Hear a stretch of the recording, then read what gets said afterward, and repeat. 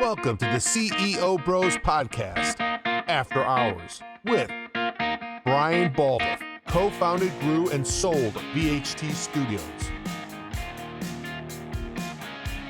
Brad Baldoff, CEO and co-founder of By Your Side Autism Therapy Services. Matt Crope, the consummate entertainer, jack of all trades, and serves as our host.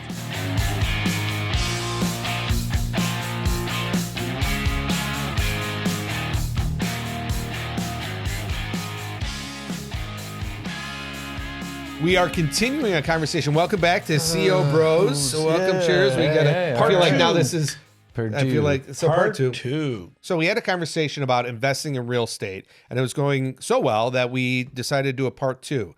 So Brad, first of all, thank you for sharing a lot of that insight. I found you sharing your income that you made when you invested in your first property. That surprised me. We're talking about takeaways, that you're making like $60,000, $70,000 a year. And you're like, nope, I got with a partner, invested, go out and do it.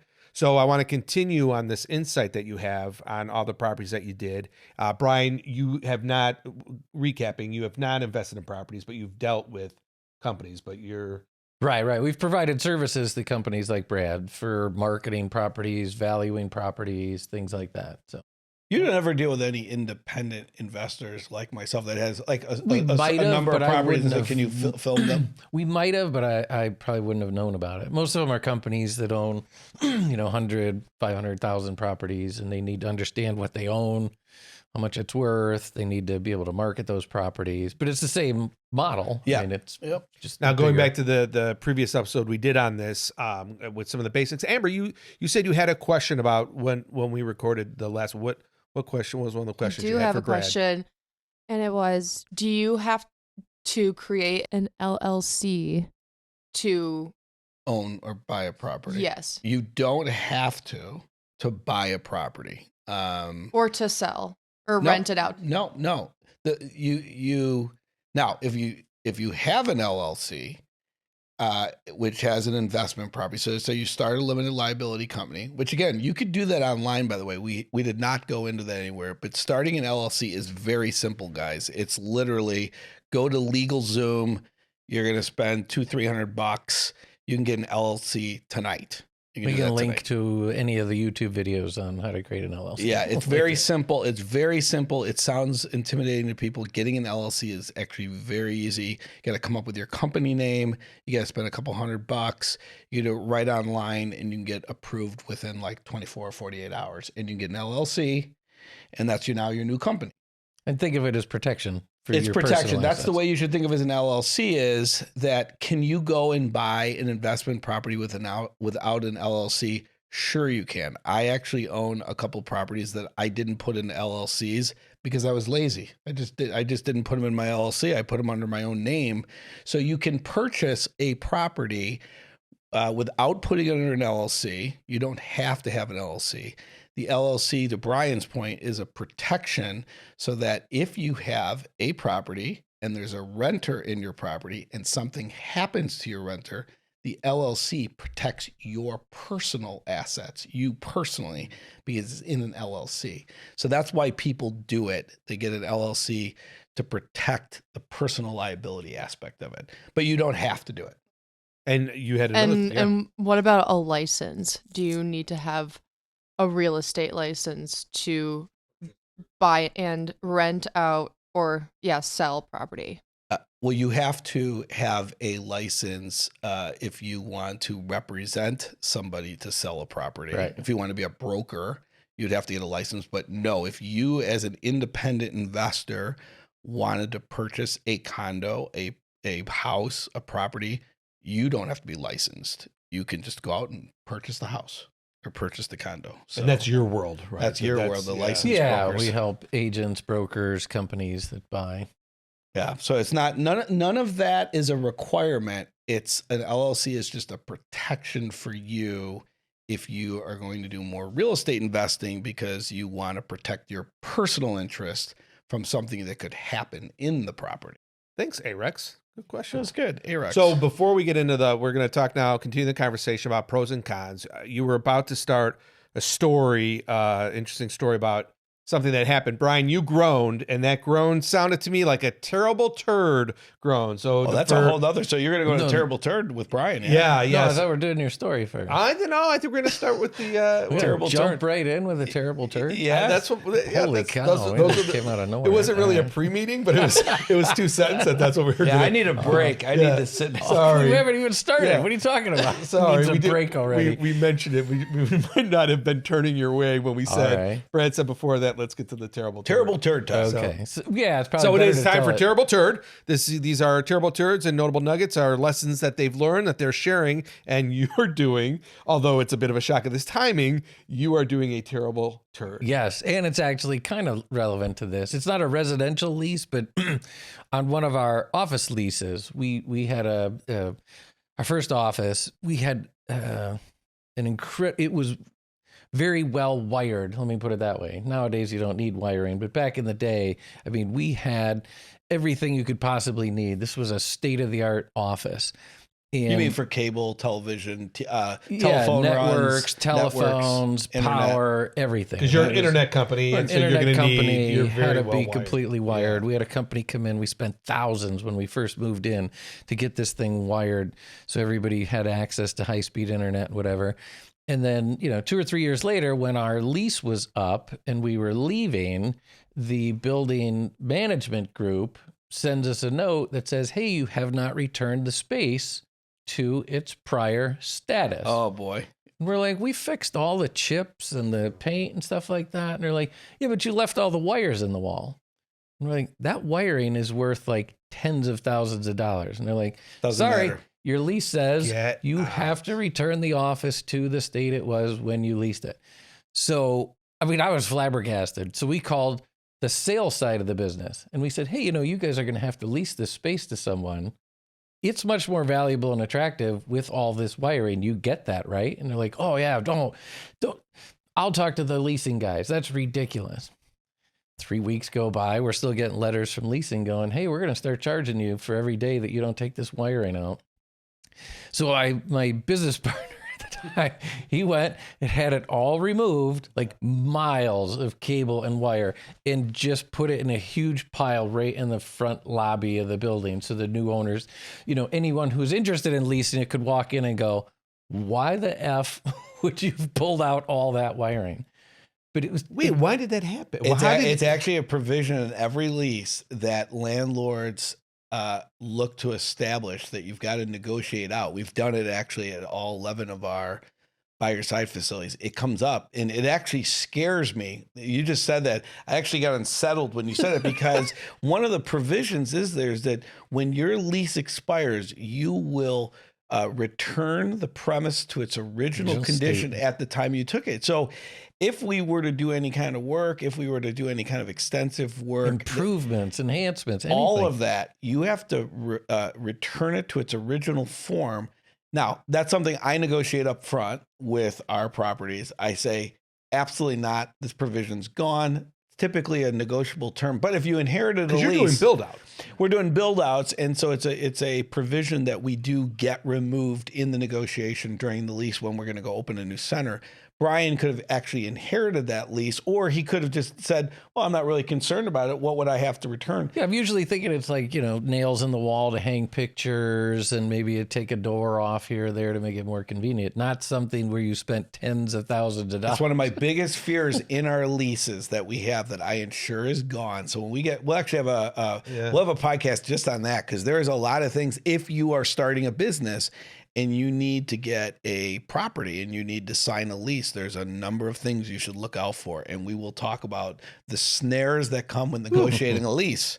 So I wonder what sales was thinking. They had to be flabbergasted as well. They had to be so pissed because it would have helped them lease the space to someone else. Right. And the internet was still, to go back, the internet was still fairly new-ish at the time. Yeah. And with no cell phone. So that was only growing. So that one of the reasons why very few offices had that. Right. One of the reasons why a lot of people don't think about it is because when you're signing a new lease, it's 5 years, 7 years, 10 years. Right. So you're not thinking, what's my property going to look like in 7-8 years from now? You're not thinking about that. You're thinking about my business and how I started. How do I go get customers?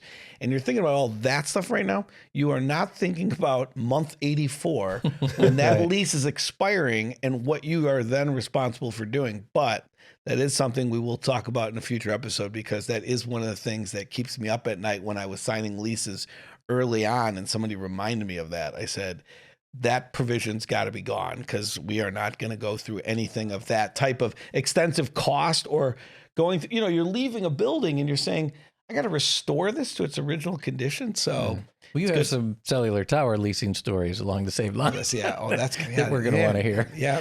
That's Brad's like looking up in the sky, like, oh, which one can I tell? That's all right. Oh, yeah. Let's There's get back to some great residential, though. Well, let's That let's go back to real estate residential. investing, right? Yeah. But let's keep the horror stories going with residential. So real estate investing, you want to start your own business, you want to start your own LLC and do real estate investing. So I think in our first part one, we talked about, I gave you a lot of reasons why you should do it. And I'm a strong advocate of being a real estate investor and getting into it. And I would encourage people that want to do it, risk it, like do it, go for it. It's exciting. You hear that, A-Rex? Real estate has been, real estate investing has been very good to me, and I would encourage others to do it as well. And I'm more than happy to answer any questions that come through. So if you have any questions, please send them our way. But the things that can go wrong is, I mentioned you have to have a good property manager. Sometimes you can't foresee what's going to happen with your tenants. And one of the things, so we talk about the pros and cons. My biggest fear. The pros and cons of owning real estate. Well, I know what's coming here, but yeah, just in general, when I think about it, is having the tenant from hell, right? Yeah. What if you get a tenant that doesn't want to pay? And there are tenants that are late in getting you payments, tardy in getting payments, hey, I know I owe you on the 1st of the month. Can I get it to you by the 15th? Can I get it to you by the end of the month? And then the end of the month becomes, well, you owe me for the last month, and now you owe me again. And again, you're paying, you're making your mortgage you're payments, making mortgage your tax payments, you're paying utilities. So you are, beholden to that tenant providing that revenue stream to you. So you want to make sure up front with a good property manager, a good qualifying and vetting process, that you have a good tenant coming into the space. I can think of a particular situation. I had a long-term unfurnished rental. It's a house in Chicago. Had a husband, wife, daughter, and her husband, and a newborn, 6 months old, moving into a house that I had purchased from our family. And I had renovated it, and now we were renting it out. And this family moved in, and so family strikes me as a good tenant. Like, oh, family, like, yeah. And the guy was completely excited because his daughter had just had his first grandson. It was a newborn.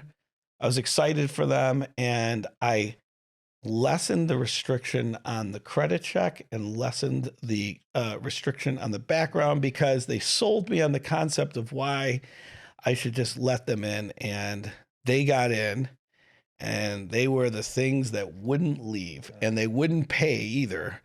And what was interesting is when they didn't pay for a couple months, I actually pulled up in front of the house, and I was walking up to the front walkway of the house, and right then and there, a police officer pulled up and said, "Mr. Baldoff, are you going up to that house?" And I guess the tenant has already contacted us. You have no right to enter the property without the proper notice.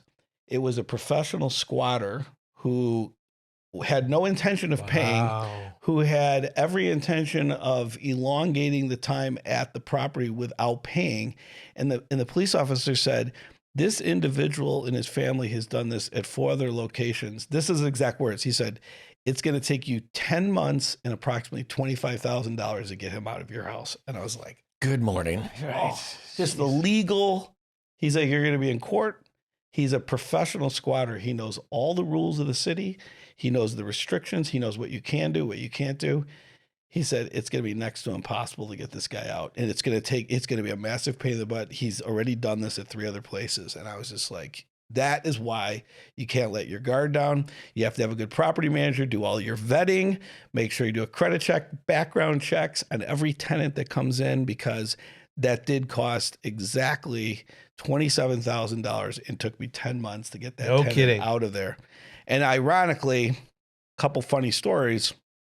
I couldn't enter the house by law, but it was January in the middle of a snowstorm, and I told them that the front door was broken. So I took the door off the hinges and left the front door off of the house for a couple days while they had to figure that out. They didn't want the cold, but I was like, well, we're going to start working with me. You're going to start paying your rent. And so it got very frustrating. We had to go to court. When I'm going to court, the judge ruled in our favor. And then he said, okay, you're going to have to be out within a few weeks. And so you got to go through the whole eviction process? I had to go to court, downtown city, 3 different times. Had to secure an attorney to represent us. He appealed back and forth. And then what was interesting, what I said about knowing the eviction process, was you put a notice up on the door. I don't know the exact process. You put the door back up. You put a notice on the door. Okay. And I'm going to use this, just a very simplified way of explaining this, but you put a notice on the door. The notice was missing something like a date or something on there. And so they said a new 60-day window starts now on that. So the tenant's sitting there basically going, we have 2 more months now for free while you get another eviction notice properly secured on the door. Sounds like a Better Call Saul episode. Yes. Better Call Saul. So I bring that up because a horror story from the standpoint, these are the types of things that could go wrong. And there's no way to, in a credit check, find out who's a professional squatter. You would find that out knowing their rental history, or you don't have access to that. If I remember this story, there was a really aggravating piece, which was either you could not give them a bad reference going forward, or their previous landlords couldn't give them a bad reference for some reason. Some with the previous landlord, it wasn't something that I couldn't do. The previous there was nothing on this individual that would have told us that there was a prior crime. So it's hard to identify how we would have found this. No, I'm sorry. His record would have came up as a criminal conviction. There was a criminal aspect on his record, but we never did a background check on him because it was a father, a wife, a daughter, and a newborn baby. So but didn't somebody tell you, like, afterwards not to say anything bad or he'll sue you for slander or trying to prevent them? The laws protect the tenants more. And again, in the city of Chicago, it could be different anywhere else in the country, but it just goes to show you that the pros and cons of owning real estate investment is that you could have a lack of rent, meaning the property that you own could go a period of time without having any rental income coming in. And are you prepared to pay the bills with no rent? So that's one aspect. You could have troubling tenants. We just talked about an eviction scenario. Squatters, professional squatters. I didn't possibly imagine that happening to us, but it did. $27,000, 10 months later it took. So the entire... Did they trash the house? They did trash the house. I'm sorry. No, they did not trash the house as you would think they were capable of doing, but they left the house in disarray. But they didn't do damage. They just left it in disarray. Poor property management. If you don't have a good property manager, it's going to make your life more miserable because, Brian, the point you mentioned is you have to handle this stuff yourself then. You have to call a contractor, a subcontractor in another state, and then get them access to your property, get them in, make sure, like, are they taking things from your plate? I mean, so it's best if you have somebody that's representing you that you trust or has a good reputation. So that is priority number 1, have a great property manager. And then abuse of the property, like you said, they could have done some significant damage. The wear and tear of furnishings in the property. In this case, it was unfurnished. But those are the cons, I would say, the downside of it. The upside is you have a tenant that's paying for the appreciation of your unit. So your condo or your house is going up in value with your tenant staying there. They're paying your mortgage, and your unit or property is potentially going up or appreciating in value. So you have an appreciating asset, which is fantastic, being paid for by someone else. So that's a great thing.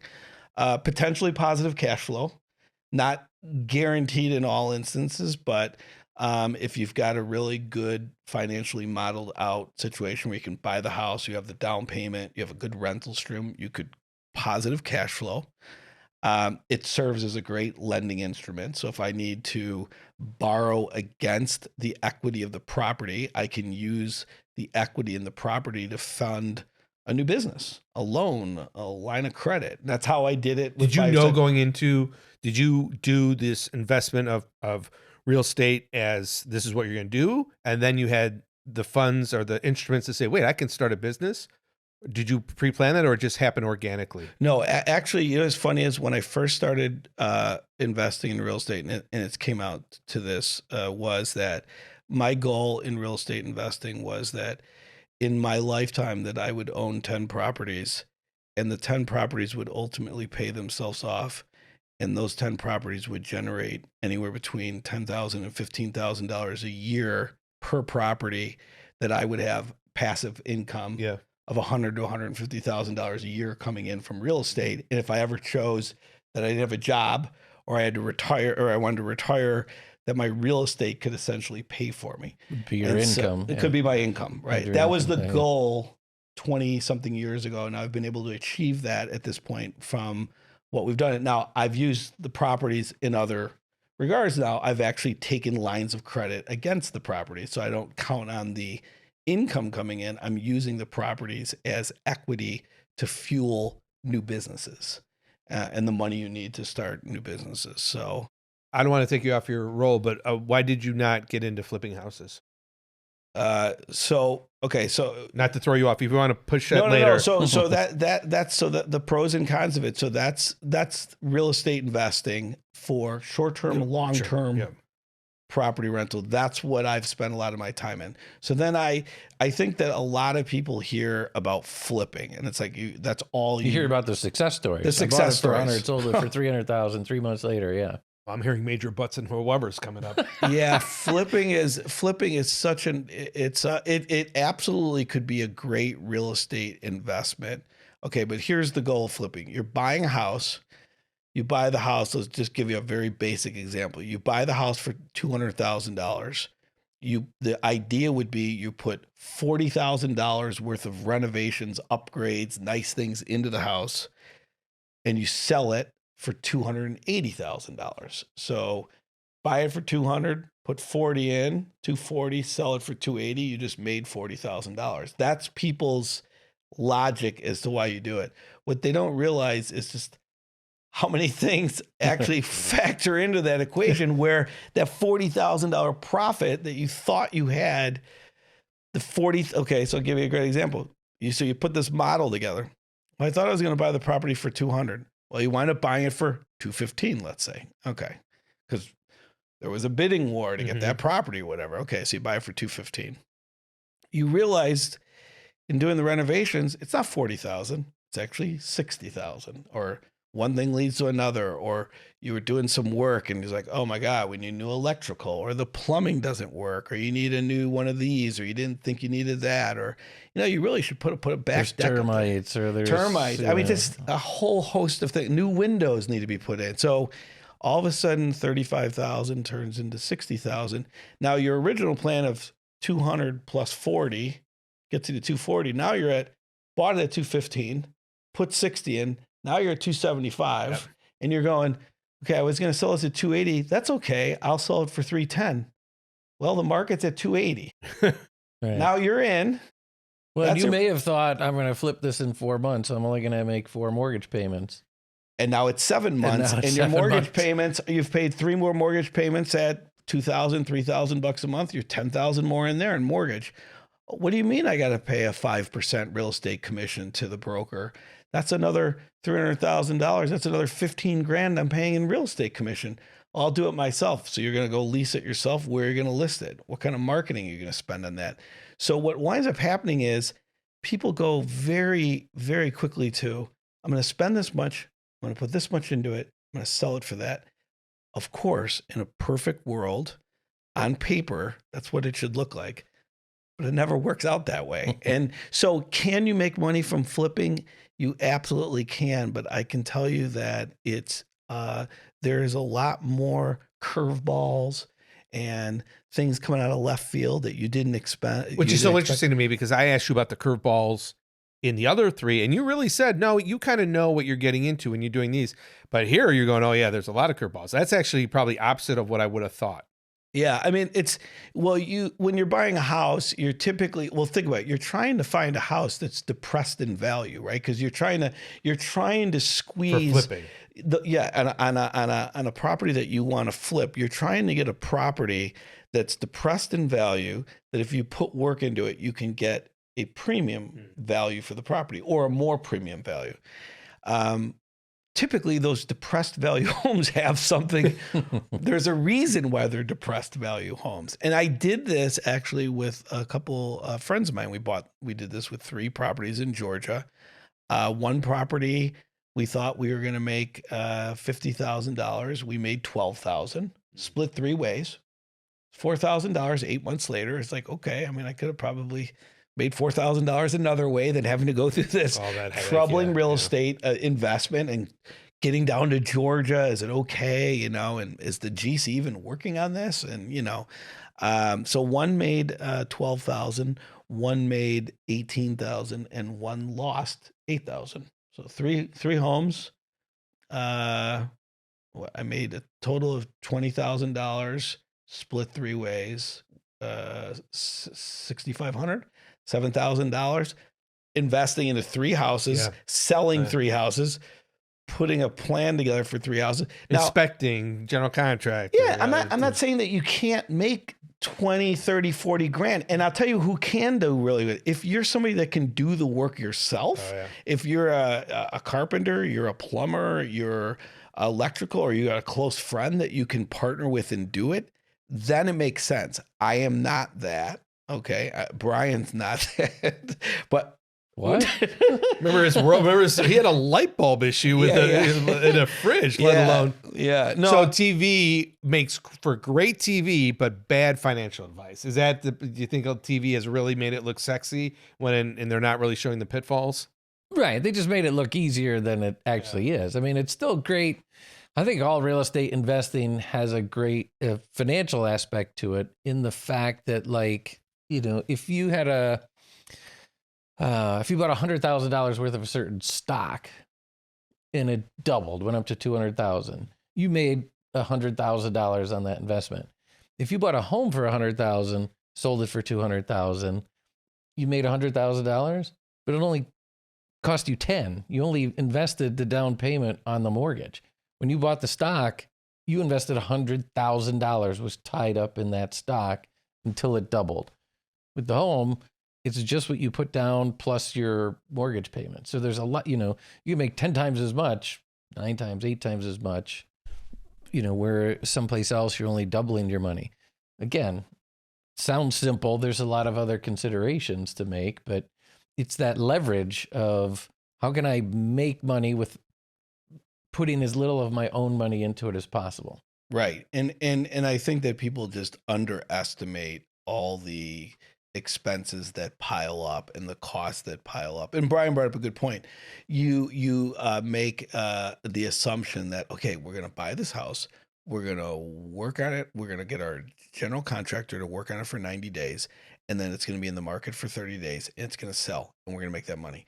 Okay, well, if that 90 days takes longer to get the work done, you're paying for the mortgage on the property, unless you paid for the property outright.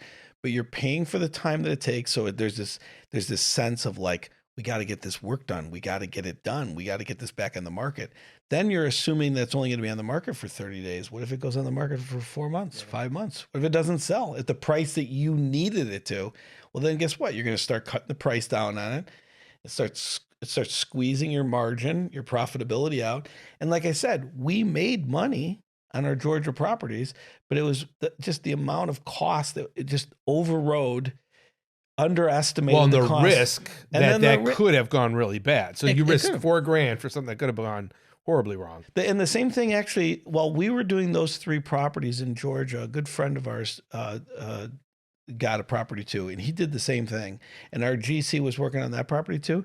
Now we were going down there to check on our properties. He wasn't. Squatters moved into his house. No. And then it was a partially renovated house with squatters in it. With squatters. And he had to legally get down to Georgia, get them out of the property because they knew it was vacant. So they just moved in. And now he had to get them out of it. It wasn't leased. They just moved in. He just couldn't get them out. And so, there's just so many different. So you're talking squatters. You're not talking about someone who's just throwing a mattress in there. These people fully moved in. They moved in. They just took over his house and they just started staying there because they knew it was vacant. Yeah. They knew it was being worked on. And the problem was his GC was working on other things. General contractor was working on other properties and left his property sitting there for a couple of months. And people were like, it's a vacant house. We're just going to move in. Move on in. So I say all these things with these are the types of things that can go wrong with real estate investing. But look, I still went full steam ahead. Yeah. I still actually promote it. I think that if you're out there, you're interested in buying a condo or a house, or you want to do an investment property, form an LLC, get a partner, do it first with a partner, maybe contribute half the money that you would have so that you guys are both going in together, buy a property you can afford. Find a great property manager and a property manager that will tell you the rental history and what the rental outlook looks like for the year. And if the rental revenue coming in offsets the cost of your mortgage and the bills or the utilities and the expenses of that property, then it makes sense. And you should consider pursuing it because there's a good chance that that property is going to appreciate in value over time. May not be right away. There's ebbs and flows of the real estate market. But it'll probably appreciate over time, and you'll have a tenant that's paying your mortgage towards that property. So your asset is becoming that much more valuable for you over time, and somebody is paying for it for you. Right. So you got me going on the cons. And I'm thinking of a few other things. We had an episode where we talked about on the con side. Some of the con from Star Trek. Some of the cautionary tales. We had an episode a while ago about disasters, and I had talked about 2008, the real estate collapse. Yeah. Real estate investing was out of control because prices were going up. This is when Zillow came into the market and did Zestimate. And so people were looking at the price of homes like they were looking at the stock market. Like, hey, this home was worth $100,000 last week, and this week it's worth $110,000. And so people started doing flips and investments, and it got crazy because a single person might have 10 projects going at the same time.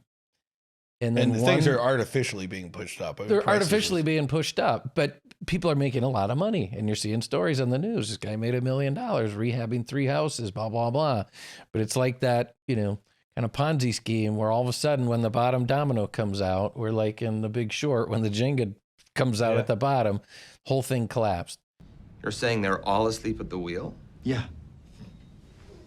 A's, 0. B's, 0. Double B's, 0. Triple B's, 0. And then that happens. What is that? That's America's housing market. And so these people are sitting on mortgages for 10 properties that can't be sold. Wow. Or the hurricanes in Florida, same thing. You start spreading yourself too thin and all of a sudden there's some macro disaster. You're without a net. That's part of the reason why we actually never, I had at one point 3 condos down in Florida and I sold all 3 of them because none of the properties along either side of the coast will give hurricane insurance. So if a hurricane or a storm surge hits your property and takes it out, there is no insurance. And so I just was unwilling to take that risk, even though the appreciation of that property could go up in value over the years. I am unwilling to put my money into something that if a big storm or a hurricane comes in and wipes the property out, you can't get insurance. And I'm not going to invest in that. So I've heard cases even where you have insurance, if it's an older property and gets hit by a hurricane, tornado, flood, whatever, you go to rebuild it. The building codes are so different now. Yeah. It could cost you twice as much to rebuild the same house, twice as much as what it was worth, because you have to adhere to so many new building codes that people just can't afford to rebuild the house they lived in. Well, and I've heard different states. Did you do that on purpose? You have do you go to different? I've heard Wisconsin, Arizona. Are you purposely going in different states, or do you find it easier to invest on one state? Well, as I mentioned earlier, I like the short-term furnished rentals in markets that are desirable for the snowboards. So the Canadians, the New Yorkers, the Chicagoans that say, I want to get away during the winter, I want to get away to warm places. Where is that?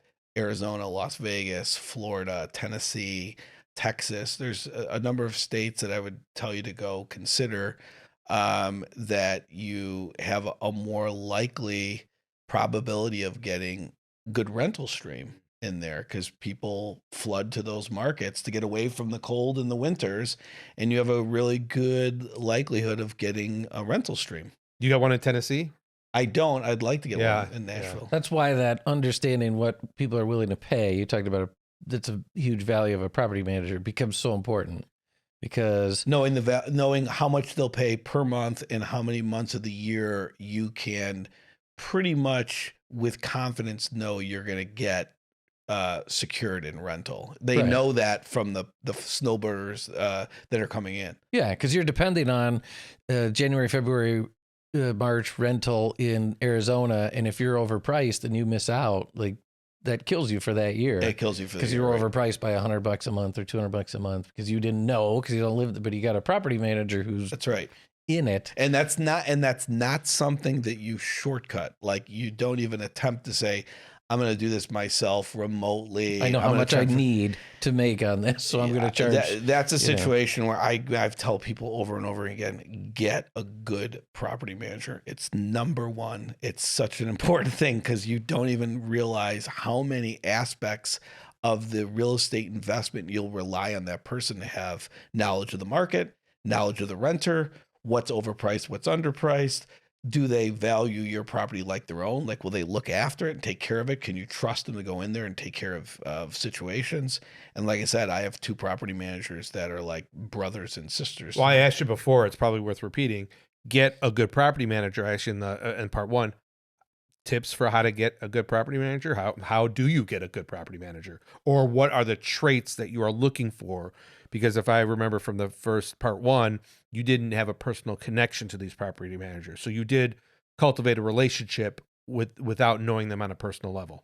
And you really are happy with them. A lot of times, some of the best sales representatives that sell a lot of property are the well-known brokers in a market know who the best property managers are.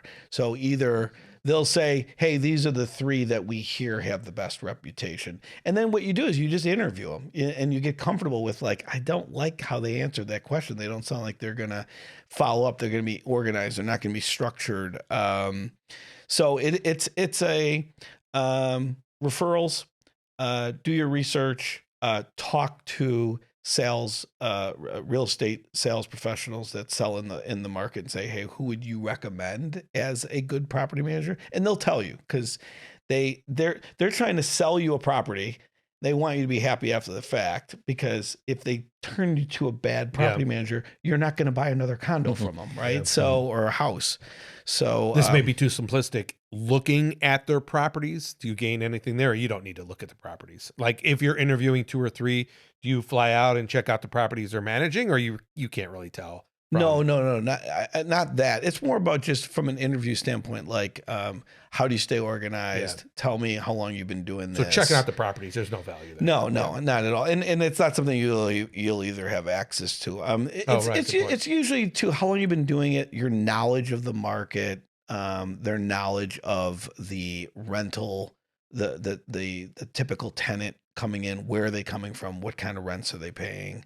Just they're either you can tell when people are on top of their game or they're not on top of their game. When people are just throwing answers at you, and and so that would be something that I would really recommend to anybody that's interested in real estate investing, to have among all the other things we talked about, but have a good property manager would be one of the top 5 priorities, I would say. I don't want. Go ahead. Do you have something else? I was going to ask a question on the LLCs. You and I talked about this a little bit. Some people think you need an LLC for every property. I had mentioned, it seems like you just need them for different partnerships. Me and Matt are going in on 6 properties. We might have an LLC. If you and I are going in on 3 properties, we might have a separate LLC. It's more about keeping the back end finances organized than anything else. Like you don't do LLCs for, I got one for my expensive homes and one for my no, that's a good point. Like you get an LLC, I would think if you had a different partnership. If I were to buy a property with you, we would have an LLC. If I had a property with I have 2 LLCs right now. One of my LLCs, and actually I'm looking to set up my 3rd LLC, which is, so I have one LLC that has 7 properties in it with one partner. That's all those properties in one LLC. There's another larger property that has 3 partners. We're all an LLC. We're all 3 of us are an LLC. And then I have a few independently owned properties that Amber was asking about earlier, like, hey, do you have to have an LLC for that? I didn't buy them with an LLC, but I want them all for the sake of just consolidating and keeping them in kind of one bucket as far as revenue, expense, profitability, or loss. What does it look like all under one LLC? So I'll be setting that up as well. Yeah, I do. Again, I would recommend for those people that are out there that are interested in doing it, do it. Like, Matt, you asked us one point, you said, hey, if you guys are on the fence with starting a business, right. And remember Brian and I both said, don't do it, and yeah. This is a business that I would say, do it. Like, actually, if you're on the fence and you're nervous about it, it's like, I believe that there's a lot more to gain than there is. If you've done your homework. I'm assuming that you've done your homework, you've found a good property manager, you've done your financial modeling, you found a good property, you can afford the down payment, you know what your rental stream is, and now you're just on the fence and you're nervous. Just do it. It's a good investment, and they work out long term for you, and they have a lot of tangible benefits. And tax wise, I never know if we're on camera or not, but you were saying when you sell a property, you can roll the gains within 90 days into another property and not have to pay taxes on those gains. No, we were not on camera for that.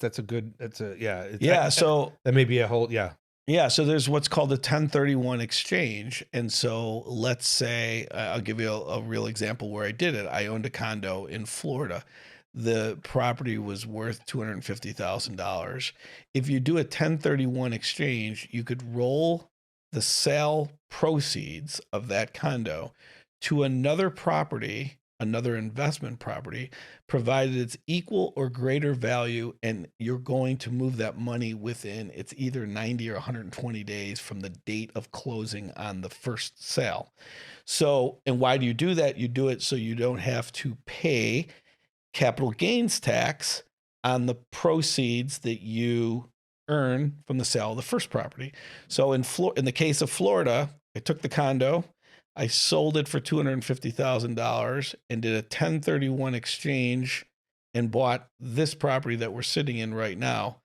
The proceeds moved directly. I never got into my bank account. $250,000 from the Florida property moved right into purchasing this property. Wow. So didn't have to pay tax. They were either the down payment on the mortgage, or they just, if it was enough, you just bought the house. That's right. It just moved the full value of the property. Proceeds moved to buy this. No capital gains tax paid. And it was because I had this property identified within 90 days from the closing of that property. And it's being done, and it's done through a 1031 exchange. So if anyone that's ever interested in wanting to sell a piece of real estate that's an investment property, and you're thinking about buying another one, as long as the property that you're purchasing is equal or greater value, you can move the proceeds of the sale of the first one to the second one by doing a 1031 exchange. And that helped a lot. That's great. Wow. Yeah, because otherwise you lose 30% of those proceeds. You go to buy your next place, you have 30% less money to do it. That's exactly right. Exactly right. So as long as you know where you're going with it, and as long as the property is equal or greater value. And in the case of Florida, it worked out really fantastic for this particular case, because the property where it was an area that was ravaged by the recent hurricanes. And so had I still owned that property, it'd probably be underwater, it'd be destroyed. And that condo took the proceeds from that, moved up here, into this Wisconsin property. We obviously are using it for our studio. We use Studio it G. for Studio G. We're using it Props. to enjoy having a property to hang out, enjoy with family and friends, and didn't have to pay capital gains tax because I did a 1031 exchange. So. All right, A-Rex, you feeling inspired over there? Ready to buy You a ready to property? buy? Hell yeah. Any other questions Do for it. Let's do it. for this Come on. segment? But hopefully You'll that helps. refer a nice property manager to her, right? Like What's that? You'll get her a good property manager. Oh, right? yeah. She'd buy something. Yeah. Well, I was gonna ask, when you bought the first property with your buddy, you obviously found a good property manager, and you found that property manager through a broker. I actually went, it was in Sarasota, Florida, and visited a condo with a close friend of ours, a friend that owned a unit there. And we went down to visit, and I said, well, this is just a really cool condo. I love this place. How do I get one of these? And my buddy happened to be there. He goes, let's buy one together. And it was, and he said, yeah, I can actually introduce you to our property manager. She's fantastic. She does everything for us. She's great. We love this condo. We'd actually love if you lived 3 doors down from us because there were a couple other units available. It was on a golf Not course. right next door, but It's by the pool. It's by the pond. Yours is by the pond. Yours is by the pool. Pool and That pond. would be good for you. But yeah, so it came as a referral. A friend had a unit there, had a referral for a property manager. So the property was identified. It met our price point. We had a great property manager. She kept it rented. We didn't have to invest that much because the property at the time was $80,000. It sounds cheap now, but we put up 10%, $8,000 down. So it's something that can be done. Again, for those of you that are out there that if you save up just a little bit of money, you don't need a lot of money as a down payment. You don't have to go buy some $400,000 or $500,000 condo. There's still properties you can go buy right now in Las Vegas. I'll give an example. You can go buy a property in Las Vegas right now for $175,000, $200,000, put down 10%, 20 grand. I would propose 20%, but you could put as little as $20,000 down, and you could pull in anywhere between $15,000 and $20,000 of rental income per year, which would pay off your mortgage, pay all the utilities. And I know a couple good property managers out there. So the reality is there's a lot of still. Nashville, Tennessee is another one. Yeah. Arizona, Scottsdale, in areas of Texas, Las Vegas, I mentioned. I would stay away from the coast. California, East Coast gets a lot more expensive, but still a lot of places to do it. You can do it right in the city in Chicago or in other major cities. You could do it. So yeah, get out there and do it. So hopefully you're feeling inspired and reach out to Brad. This whole topic came up with interacting with our listeners. So please interact. Let us know your thoughts. And if you are investing, let us know how that's going. So we're right at the end of part 2. We are right at the end of part 2. So that's time for a drinks then, boys. Again, you know the drill. That's how I know when we're at the end of an episode. Look at that. That's nice. I actually need another spot a while ago. You know the drill. Hit subscribe. Subscribe doesn't mean there's any payment. It's just a subscribe button that you get notified of our next episode. Hit that like button. Interact. And until next time, we'll see you then. Thanks for joining.